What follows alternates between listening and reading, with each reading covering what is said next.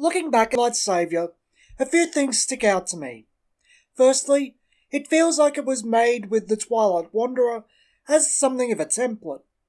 At least 3 of the rulers feel like they were made in the shadow of rulers from the Twilight Wanderer. Secondly, just how forgettable this set is. SKL is the start of the cluster. The Twilight Wanderer introduced Reflect Refrain and damaged the game.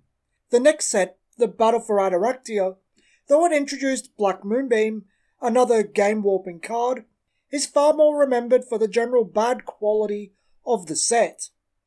Finally, despite all of this, the Moonlit Saviour actually had meta impact, and considerable impact at that. 4 of the rulers turned up in top 8s, with 3 being mainstays. We start with the hero of the set, friend from another world, Kogi. Kogi started shifting attribute back in Millennia of Ages. Originally a water ruler, she was printed as a light resonator in Millennia and is now a light wind ruler. Since then she's floated between all 3 attributes. Kogi has a judgment cost of Light Moon 1, being one of 2 rulers in this set to focus around Moon. Moon is something of a pseudo-attribute. Nothing is Moon, it is not an attribute, but judgment, activated abilities, and awakening abilities can all cost Moon. It's like a more specific void. This set also includes 2 stones that can produce Moon.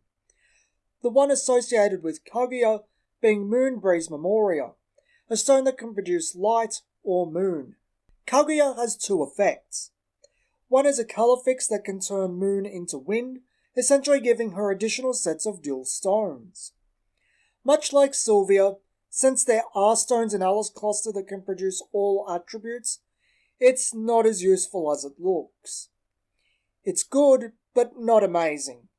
In Grim Alice, even less so, since a 5-colour stone that can also produce Moon exists. Kogi's second effect draws you a card when you play a card with Moon as its subtype. Sounds okay, till you look into what moons you actually have access to. She was designed with 2 cards, the first being Holy Moon of Pure Nights. This is an addition that gives a buff to resonators with Awakening and allows you to pay Moon and 2 to tap a J-Ruler. While you can pay that Moon via a Regalia, a card I'll talk about in much depth later, it doesn't make this card a must-play. The second card is Tsukuyomi Noble, a 500-700 resonator for 2 light with 2 effects. Firstly, players can't use the activated abilities of resonators unless they control a moon, something of extremely limited use. Most resonators have enter or death trigger abilities. The only ones with activated are associated with the other ruler in this set that uses moons. The second is an awakening effect, paid for with Moon, that destroys a non-moon addition and gives her 2 +100/+100 counters. Considering this cluster has Blessed Holy Wolf, if you really must destroy an addition, there are better choices. Branching out from her intended cards to everything she has access to, she starts shining a little brighter, especially in Grim Alice New Frontiers. I'm not going to cover all of them since it's 7 cards and I don't want to be here forever. But by going into Water and Fire, she can keep stones with activated abilities tapped down and destroy special stones. I don't think it's worth building around, but worth mentioning. Since I've mentioned Awakening twice now, I'll talk about her Regalia before I move on to her J-Ruler. Her Regalia is Interdimensional Vessel Apollo, a free Regalia banned from Wanderer. I'm not sure why it was banned from Wanderer, not big on the format, but it's worth mentioning. It gives your J-Ruler flying. I'd wager a guess that might be part of the reasoning for the ban, as nothing else really sticks out to me. It can also be tapped to produce Moon, but this Moon can only be used to pay for Awakening costs, or the Judgment and God's abilities of J-Rulers with Kaguya in their name. None of the Awakening cards that need Moon are terribly good, bar Seal of Wind and Light, a counterspell for Light Wind that can be made unchaseable if it's awakened for Moon. Finally, you can tap and banish Apollo to bounce one of your Resonators. Great if you really don't want something to die. The Awakening cards aren't great, and you really only need one Apollo for flying.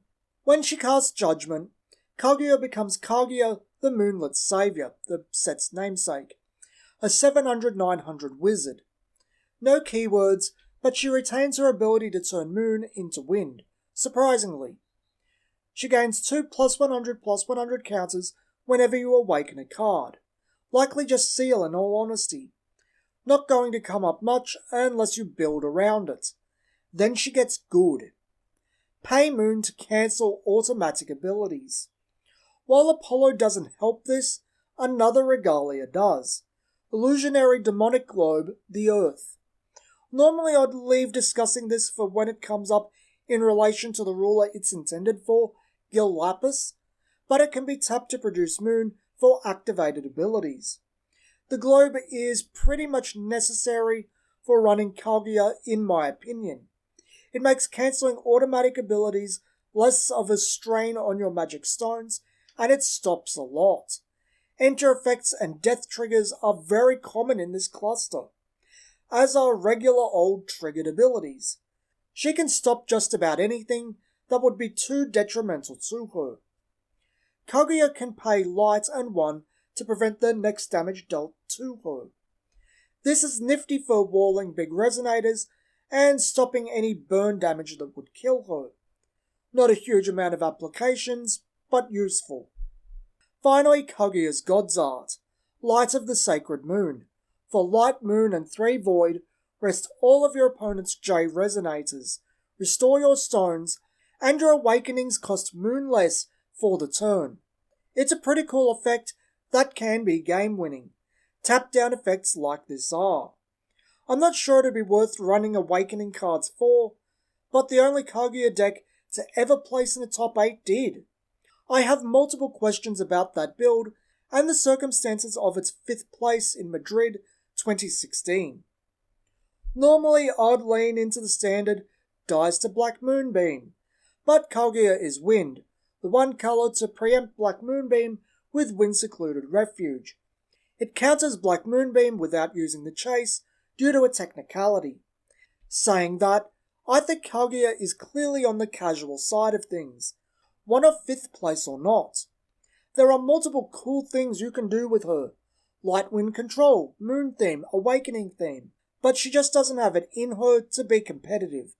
She doesn't do enough on the ruler side, and the themes themselves lean on the casual side. She doesn't have enough speed or force to really do much. The Observer, Timeline Arsonist, Allosaurus, is such a strange ruler for this set. He feels completely out of place. With the Twilight Wanderer, the game was steadily moving towards rulers that did something. Allosaurus doesn't. Allosaurus is a fire equivalent of Fairy Alice. The only effect is Judgment with a very high cost, where the cost is reduced by the theme of the deck.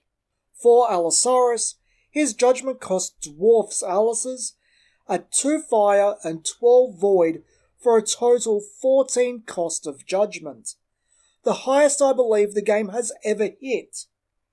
It is reduced by 1 for every card in your removed from the game area.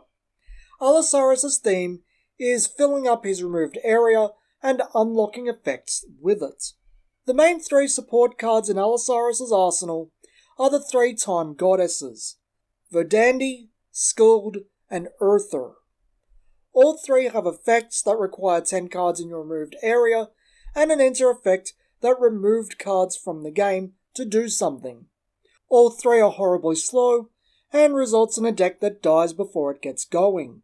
The only speedy self-removal, and I say speedy in large inverted commas, is Valsavarian Dragon, a 500/500 for fire and 1, with flying, that has an enter effect and on-attack effect that removes the top 2 cards of your deck. This easily killed card is the fastest you're getting.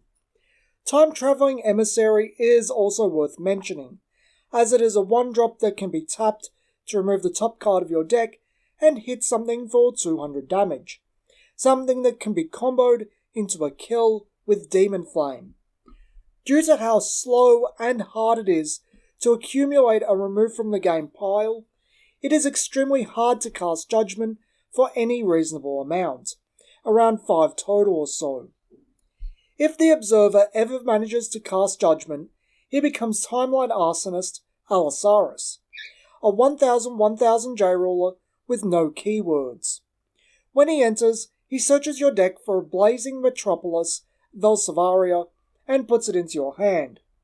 Velsivaria is an addition for 2 fire and 2 void that gives all of your fire chance in your grave remnant and has a constant that sends any card that would be put into your grave into your removed area instead. While I do see the remnant part as extremely useful, pseudo-hand, for the hassle of flipping in the first place, it should have hit the field, not the hand. Added to that is it actually does assist the Observer in flipping. It gets cards into your removed area, so maybe the ruler side should have interacted with Velsivaria instead of the J-Ruler. Allosaurus gives your Resonator swiftness, target attack, and first strike. These are extremely powerful keywords, but the problem is, again, getting there. I was ready to be positive about this, but the fact is, by the time you get there, you're dead or close to it, and all those powerful keywords don't mean anything. Finally, here's God's Art, Total Recall. Cute movie reference. For Fire 2, he deals 100 damage to all opponents' J-Resonators for each card in your removed area. Then put any number of cards from your removed area into your grave. Very strong board clearing effect. Again, not happening because of that judgment cost. But the actual intended interaction between him and Velsivaria becomes clear here. You're meant to move all your fire chants to your grave, then use Velsivaria to get more use out of them. But let's be clear for a moment. The effort needed to cast Judgment makes the deck too slow, and it's probably using all of its will to do so, so it can't stabilize the field via the God's Art and fight back. Orb of Disaster is Allosaurus' Regalia. As per norm, 0 cost.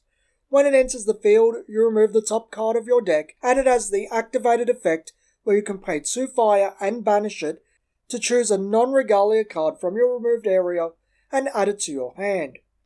2 if used by Allosaurus. Ramp for the Judgment, albeit slight, and hand filter with the theme, which also negates the ramp. It's okay-ish. You're not going to use the filter all the time, and 1 card ramp is fine for a free card. Disaster's Memoria is Allosaurus' special stone that comes in tapped if your ruler is an Allosaurus and produces fire. It can also be tapped to remove the top card of your deck. Not terrible, but if you leave it open for quick casts and don't use it, you can tap it for the ramp before your turn. It's about as good as can be expected. Allosaurus is a pretty poor design, nothing meshes. The theme has a ton of promise, but needs Allosaurus to pull it together, which he doesn't do. He doesn't make the judgment faster on ruler side, he doesn't help the goddesses reach their own threshold. His J-Ruler's continuous abilities can't be taken advantage of because he's too slow. As I do this series, I'm constantly surprised by just how bad some of these rulers can be. Even if they have some redeeming features, they're so bad in application that it is unimaginable to me that someone actually playtested this and thought it was fine to print. This isn't some janky common, it's a flagship card of a set. Words escape me.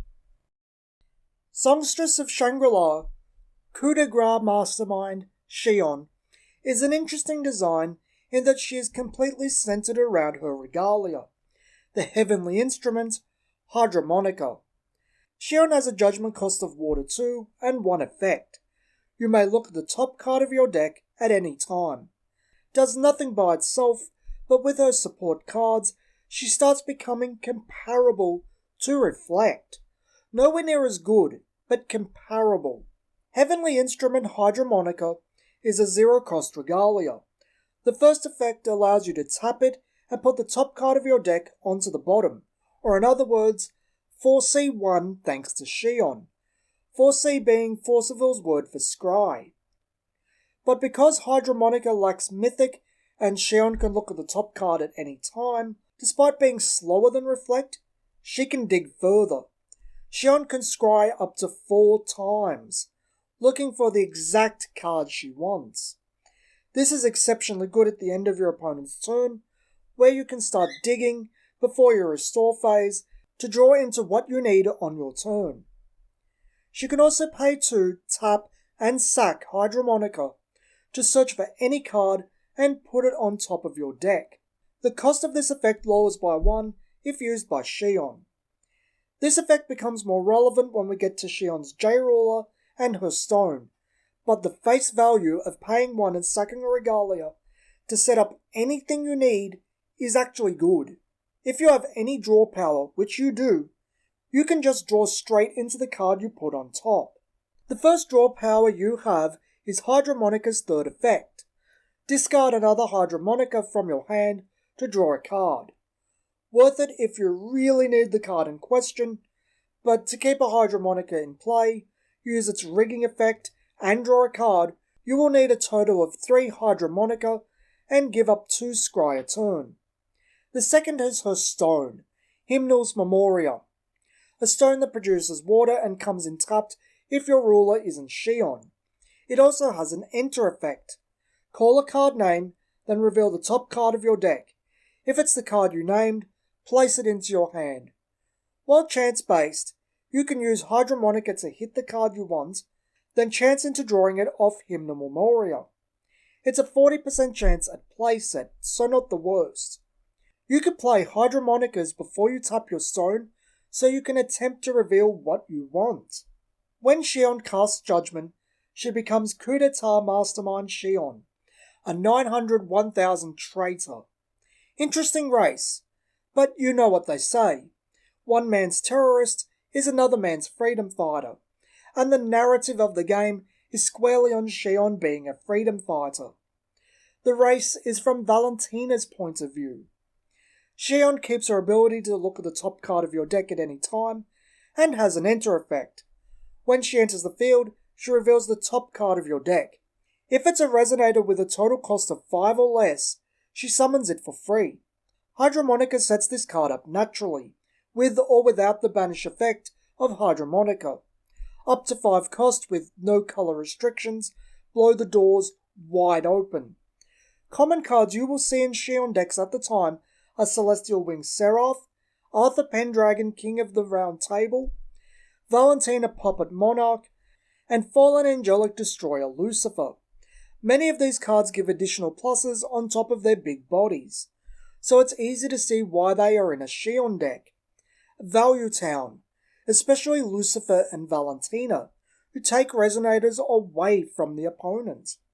Finally, she has her God's Art, the Serenade of Rebellion. It costs 2 Water Will, she gains plus 500 for the turn, and she performs a fight effect to target opponent's J Resonator. Fight is very uncommon for water. It's typically a wind and fire effect, though it recently turned up in light, but I'm not complaining. I think wind needs to be gutted of effects. Still, nice to have 1400 damage for 2 water packed on Xion. It's a very blunt effect, but a good one. It's kind of surprising that Xion would turn up a set after Reflect Refrain, as she is arguably a much healthier version of the same card. Her main benefit is Reflect's main benefit, Hand Filter. She's just slower and involves more components. I'd argue she has more of a fun factor than Reflect too, partially because she's more interactive due to all her components, but also because of her explosive enter effect on the J-Ruler. Xion turns up really consistently in top 8 lists from the moment she releases in the Moonlit Savior, along with 2 other rulers from the set, and is by far one of the better rulers of the cluster as a whole. Top 5 material for sure. I still think it's interesting that the dev team thought people would like to play as a tree. Not once, but twice. Part of me wonders if it was just a case of the dev team running out of characters and needing to fill a slot, as I don't believe someone would suggest a sentient, world tree otherwise. Good thing they did. Idracil, the world tree, was a very interesting gimmick and became a tournament mainstay for the remainder of Grim Alice New Frontiers. Like Grim from the Grim cluster, and a couple of rulers after, Idracil only has a ruler side. If your opponent would kill you via damage, you remain at 100 life instead. Then search your deck for both Avatar of the Seven Lands Alice and Blade of the Seven Lands Excalibur Cross, and put them into play. This is damage specifically, so a good counterplay to this is to get your opponent really far down, then use life loss abilities, since they don't trigger this effect. They are more than a bit rare in Grim, Alice and Lapis, but rather surprisingly, one of the best comes from the much-hated Vingolf 2. Baldrin Gassenol does the most life loss on an effect under your complete control. Runner-up would be Ambition of Lapis from Echoes of the New World. Normally, I wouldn't talk about countering a card or playing around it, but Idracil is a more unique case due to needing specific wording to get past its effect, and rest assured, you don't want to let this triggered effect get set off. Avatar of the Seven Lands, Alice, is a 1500 resonator for 3 wind and 3 void will. She has quick cast and target attack as keywords. Her main effect is that if damage would be dealt to you, it is dealt to her instead. The quick cast makes a bit more sense outside of Idracil, since it can tutor her to the field. Others will want to use her to soak up damage in the case of death. 6 total will is a lot, but for what you're getting, it's about right. Target attack on this body means she can clear out threats fairly easily, but this isn't even her final form. Blade of the Seven Lands Excalibur Cross is a 3-cost regalia that has nothing to do with Idracil itself. You gain Barrier. Your J-Ruler and resonators named Avatar of the Seven Lands Alice gain +400/+400, and your opponent must pay 2 to target them. Otherwise the effect or spell is cancelled. While Regalia being open is part of their problem, and this is quite slow at 3 cost to hard cast, it is actually a decent disincentive to Black Moonbeam if you're J-Ruler focused. A +400/+400 buff and increases the cost of Black Moonbeam by 2 for each one. Of course, Wind Secluded Refuge is an actual answer to it, but it's worth looking at. The big boon of Idracil, of course, is not dying. Tutoring both Alice and Excalibur Cross, Alice soaking up to 1900 damage a turn, you having Barrier, and your opponent having to pay 2 extra to target her with an effect or spell, which raises most kill spells and combos that kill a resonator into unaffordable territory. Then Idracil just does whatever till it wins. This of course falls apart completely if your opponent has Regalia control, since it doesn't count itself and Maribel can splash into every deck for Void. Idracil was most commonly played in decks similar to Overlord Valentina, mixing the 4 Sacred Beasts and the Stealth package. Rizza's 1000 life point cost is fairly synergistic with the deck, since it puts you closer to your opponent popping off your triggered ability, and since no one actually ran Baldrin, they'd have to set it off eventually.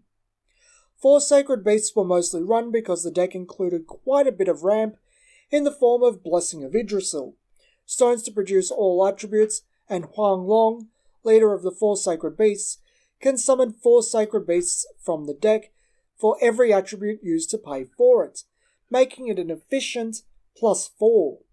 Idracil ended up one of the most prominent rulers by the end of the cluster, seemingly replacing Overlord Valentina and being more dominant. Not the most exciting of cards, but unique and very capable. Conqueror of the Black Moon, Gill Lapis, was the main villain of Force of Will for quite some time, and on a personal note, I have one signed by Jordan. I had it sent to me on one of the streams. As the Force of Will lore is an incomprehensible mess, Gill Lapis is now two characters.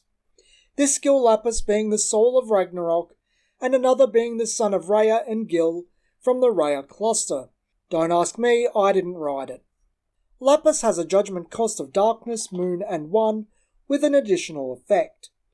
Your opponent pays 1 more for their Regalia's activated abilities. This affects all but 2 of the Regalia printed in the main Alice cluster. Will production becomes colour fixing. Xion's Scry now costs 1, and all sorts of other abilities are just hindered by this effect. It starts dissuading your opponent from even using their Regalia. 1 will isn't much, but it's enough to make an impact. Their will always be pulled in many other directions. Meanwhile, you do you. You're doing your deck's thing unhindered. This cost affects some decks more than others, but it's a pretty good effect. When Gill Lapis casts Judgment, he becomes Gill Lapis the Primogenitor, a 1200/1200 J-Ruler. Lore time again. Primogenitor means ancestor. When Gill Lapis was first released, this could be interpreted as he is the ancestor of his faction, something that isn't the case now. With what we know of this Gill Lapis, the Primogenitor may be referring to Ragnarok's soul. My current hypothesis is that Ragnarok is the Primogenitor of Wanderers. Given Ragnarok loses his soul, and this Gill Lapis is created before Saga Cluster, the dragon in Saga Cluster being soulless, this fits nicely. Lapis starts with an enter effect to search your deck for Pitch Black Moon and place it into play. Pitch Black Moon is an addition that gives your J-Ruler +200/+200 if it's darkness, so Lapis becomes 1400/1400. It also has the ability to pay Moon and pitch a Resonator to grab a different Resonator from the grave. Not the worst card in the world, you don't really want to draw it because it doesn't feel worth Darkness 1, but as a free addition, yeah, it's good. Lapis can pay Moon to just cancel an activated ability. Moon is produced by either the stone Black Moon's Memoria or his Regalia, Illusionary Demonic Globe, the Earth, so either one or free. This covers the activated effects of rulers, J-Rulers, including God's Arts, Resonators, Additions, Regalia, Stones. He can stop them all. The problem is, it's a little slow being on a J-Ruler. He can't really stop Reflect or Machina, rulers that have the most prominent activated effects. Still, it can be a great effect. Lapis can pay Darkness and 1 to lower a J Resonator by -200/-200 for the turn. Not the worst. Compared to similar effects on rulers, its cost is nowhere near as restrictive, and neither is its target. Due to how the Earth works, it can pay the void cost here too. As I've said before over this series, for the time, 200 is a pretty decent swing in stats. I think this is good. Finally, Gill Lapis's God's Art, Space-Time Control. For Darkness Moon and 2, search your opponent's deck for a Resonator, a Regalia, and or an Addition field, and put them into your field. This effect really depends on what your opponent is running, as their deck might not synergize with your game plan, but they're probably packing something you can use for utility reasons, especially in the Regalia slot. The fact you're denying them cards too shouldn't go understated either. I've mentioned Illusionary Demonic Globe, the Earth, a few times, both in regards to Kogi and Gill Lapis. It's Gill Lapis's Regalia. As per norm, it costs 0, and it can tap to produce Moon. But that Moon can only be used to pay for activated abilities, and both the Judgment and God's Arts of Gill Lapis. I've already gone over what Moon Will is in Kogi, so I won't go over it here. There are a fair few additions and resonators with activated abilities for Moon, so this can be invaluable, but mostly with Kogi and Gill Lapis's J-Ruler sides. You can also tap and banish the Earth to revert Gill Lapis to his ruler side, deliberately made the way it is so Gill Lapis can't have imperishable removed or negated. Good effect if you really need it. Like how Kaguya benefits from being in wind to deal with Black Moonbeam, Gill Lapis benefits from being in darkness. Not just to use Black Moonbeam himself, but with hand destruction effects like Lapis Dark Storm and Izanami the Sealed Terror. Hitting Black Moonbeam before it's even played isn't out of the realm of possibility. Gill Lapis also has far more impact on the game than Kaguya, restricting the use of Regalia on his ruler side. It really does lock down quite a few cards. Like Xion and Idracil, he was a tournament mainstay from the moment he was released. He's not a super fun card in terms of being exciting, but a great utility ruler with a ton of control potential. This set is very easy to rank for the most part, as first place and last place are exceptionally obvious, just like the Twilight Wanderer. Allosaurus borders on unplayable, easily among the worst 3 rulers of the cluster. So much potential squandered. The final video will be hard because there are so many rulers fighting for last slot. So much garbage. Kaguya comes in number 4. The gap between Kaguya and Allosaurus is massive, and she's a fairly good ruler. It's just others are better. She's one of those fun and capable theme decks, just one of the lesser ones. Xion comes smack dab in the middle. I think Xion and Gill Lapis are pretty much on par with each other, but if I had to choose, Gill Lapis is the more capable of the two. I think Xion is the more fun of the two though. Gill Lapis hinders a lot of decks in the cluster, and when paired with cards like Barrier of Shadows, you can make your opponent's Regalia so prohibitively expensive they most as well not have them. Idracil is the best ruler of the set. It takes an older deck, makes it better, and the gimmick is exceptionally potent. The fact you have to play some pretty mediocre cards to get around it speaks volumes. It's just not fun for more casual play, but I think not having a face and being a tree will do that. I think the Moonlit Saviour needs a bit more recognition in retrospect. It's got a lot going for it, and I think even with Idracil, it's a healthier set for the game as a whole than any other part of Alice Cluster. It didn't produce any card that made the game worse, and even its best has reasonable answers. This has been Some Gamer Dude, and thanks for watching.